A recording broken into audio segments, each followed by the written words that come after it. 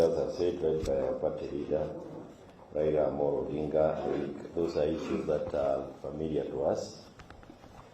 But maybe one of the other things is that as we deal with the members of parliament who close the floor, I think we are also saying members of the county assembly.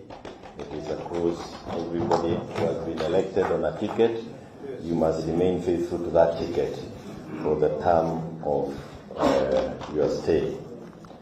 The other thing that I think I need to mention is, as been mentioned again, if you are not in a technical team, either by name or by party or by from where you come from, that should not be picked as a point of pulling others down. We need to support the teams to the end.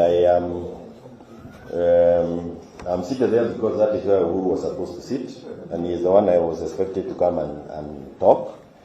He has a right to be here. He's been made a subject by the other party, and even if you do not want him, he has been donated to us. It is upon us to say whether we want him or we don't want him to be sitting with us. But I believe that he is the chairman of the Azimio Council, and where we sit, he should come and be part of us. I believe nobody should say otherwise. The issue that I think we also agreed upon, which I want to beg of you, and since you are the ones who attend these talk shows, is the issue of the cost of living. UDA lied on every aspect of the cost of living. They said that the cost of unga has gone up because of the handshake, ya Baba na Uhuru. They said that the cost of fuel has gone up because the prices were fixed in a boardroom.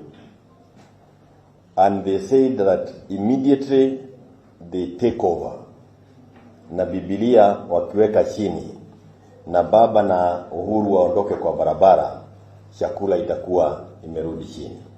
So that cannot be an issue that we take to a committee. It cannot be a subject of the committees that we are forming. It is upon those who are in office, of course illegally, but they are the ones sitting and they are the ones making the policies to ensure that they make the policies to bring down the cost of living. We cannot allow that to become our burden. It is the burden of those who are controlling the coffers to ensure that the cost of living of Kenyans is reduced.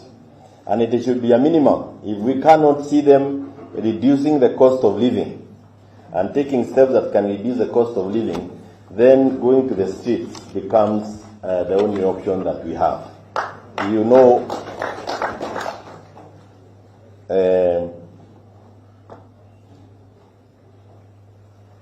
okay, let me get it. So, ni vizuri tuhakikisha kwamba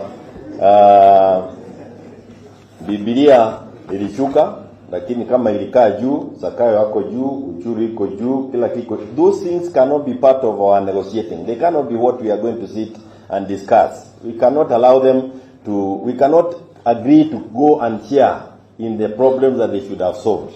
They lied when they were looking for votes. They must feel the cost of that lying. They have now said, and I think you remember, they said that the subsidies that were being given, pesa ilikuwa inaenda kwa mifuko ya wengine.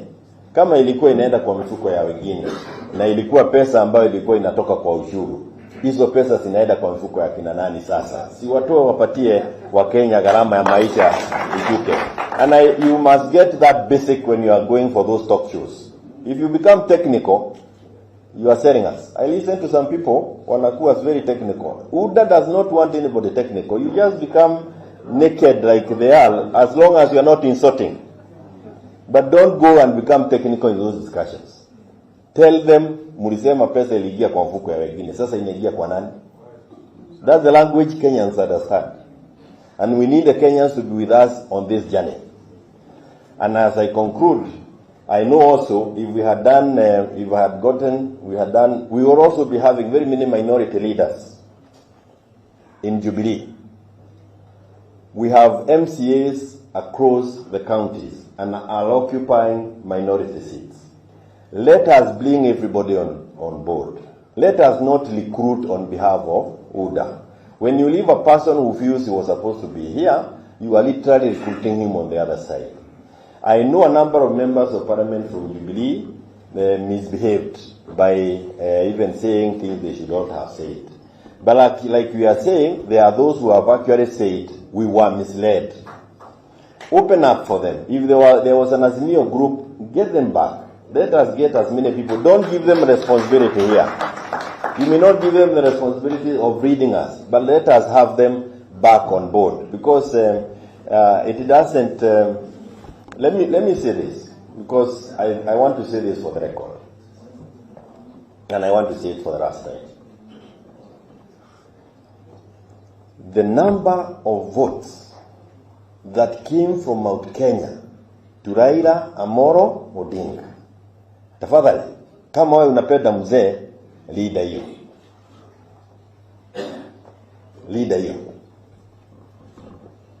The number of people who are in support of us because of those votes from that region, take care of them.